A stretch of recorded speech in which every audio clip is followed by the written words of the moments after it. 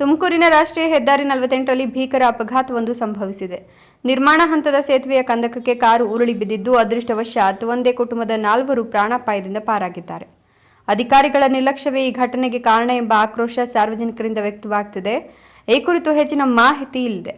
ತುಮಕೂರು ನಗರದ ಹನುಮಂತಪುರದ ಸಿಟ್ರಿಯಾ ಬಾರ್ ಸಮೀಪ ಇಂದು ಬೆಳಗ್ಗೆ ಸುಮಾರು 11 ಗಂಟೆ ಸಮಯದಲ್ಲಿ ಚಾಲಕನ ನಿಯಂತ್ರಣ ತಪ್ಪಿದ ಕಾರು ರಸ್ತೆ ಬದಿಯ ನಿರ್ಮಾಣ ಹಂತದ ಸೇತುವೆ ಕಂದಕಕ್ಕೆ ಬಿದ್ದಿದೆ. ಪರಿಣಾಮವಾಗಿ ಕಾರು ಸಂಪೂರ್ಣ ನಜ್ಜುಗುಜ್ಜಾಗಿದ್ದು, ಒಳಗಿದ್ದ ಗಂಡ ಹೆಂಡತಿ ಹಾಗೂ 2 ಹೆಣ್ಣುಮಕ್ಕಳು ಸಣ್ಣಪುಟ್ಟ ಗಾಯಗಳೊಂದಿಗೆ ಬಚಾವಾಗಿದ್ದಾರೆ.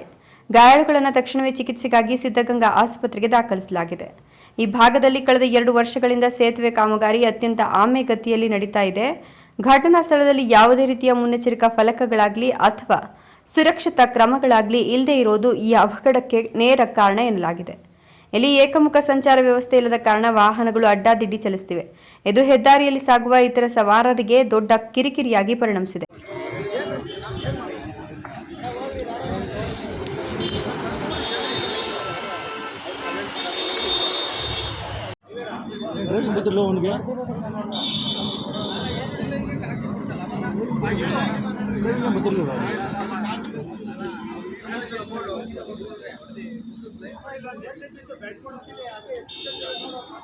ಪದೇ ಪದೇ ಇಂತಹ ಅಪಘಾತಗಳು ಸಂಭವಿಸುತ್ತಿದ್ರೂ ಸಹ ರಾಷ್ಟ್ರೀಯ ಹೆದ್ದಾರಿ ಪ್ರಾಧಿಕಾರ ಎಚ್ಚೆತ್ತುಕೊಂಡಿಲ್ಲ. ಏನಾದರೂ ಅಧಿಕಾರಿಗಳು ಎಚ್ಚೆತ್ತುಕೊಂಡು ಈ ಕಾಮಗಾರಿಯನ್ನು ಶೀಘ್ರವೇ ಮುಗಿಸಬೇಕು ಮತ್ತು ಸೂಕ್ತ ಸುರಕ್ಷತಾ ಕ್ರಮಗಳನ್ನು ಕೈಗೊಳ್ಳಬೇಕು ಅಂತ ಸ್ಥಳೀಯರು ಮತ್ತು ವಾಹನ ಸವಾರರು ತೀವ್ರವಾಗಿ ಆಗ್ರಹಿಸಿದ್ದಾರೆ. ಒಟ್ನಲ್ಲಿ ದೊಡ್ಡ ದುರಂತವೊಂದು ಕೂದಲೆಳೆಯ ಅಂತರದಲ್ಲಿ ತಪ್ಪಿದೆ.